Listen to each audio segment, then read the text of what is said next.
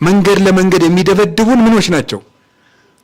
ነፍስ ንስሐ ገብታ ከልማዷ ለመውጣትና ክርስቶስን ለማግኘት የምትቀበለው ካጋንንትና ከስጋዋ የምትቀበለው መከራ ነው።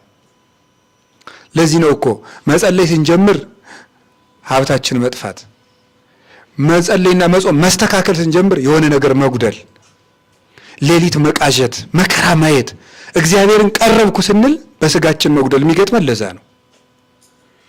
ክርስቶስን ለመቀበል ከውጭም ከውስጥም መከራ ማይበል ይወርድብናል።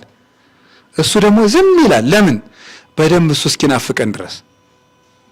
የማቴዎስ ወንጌል ምዕራፍ 14 ላይ ደቀ መዛሙርቱ መርከቧን ሊያሰጥም እስከሚደርስ ማይበል እስኪመጣ ድረስ ዝም ብሎ የተዋቸውና ይሄ መኃልየ ዘሰሎሞን ላይ እስክትደበደብ ዝም ያለው አንድ ነው።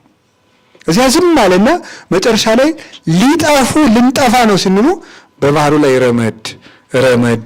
ረመድ እያለ መጥተው ናቸው። አይዟቸው እኔ ነኝ አትፍሩ አላቸው። እረፍት ሰጣቸው።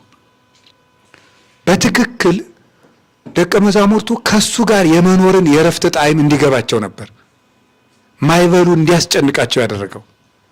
እግዚአብሔርም የእሱ እርዳታ እስኪገባን ድረስ ቤተ ክርስቲያንን በሞገድ ውስጥ ይተዋታል። አንዳንድ ጊዜ በማይበል ውስጥ ይተዋታል እስኪገምሷት ድረስ።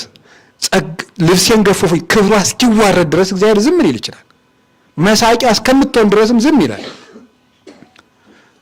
ምስቲተ ሀሊፌ እምኔሆሙ ረከብክዎ ዘአፍቀረት ነፍሴ፣ ከነሱ ጥቂት አለፍ ብዬ ነፍሴ የወደደችውን አገኘሁት አለች።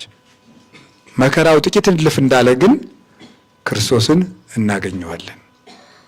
ጥቂት ከታገስን ክርስቶስ ይመጣል።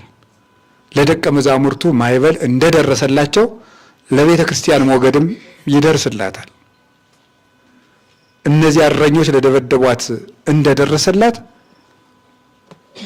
ልብሷን ለተገፈፈው ዛሬ ማንም ለሚያዋርዳት ክብሯን ለሚያናንቃት ቤተ ክርስቲያንም ክርስቶስ ይመጣላታል። ይምጣላት። ወስብሐት ለእግዚአብሔር።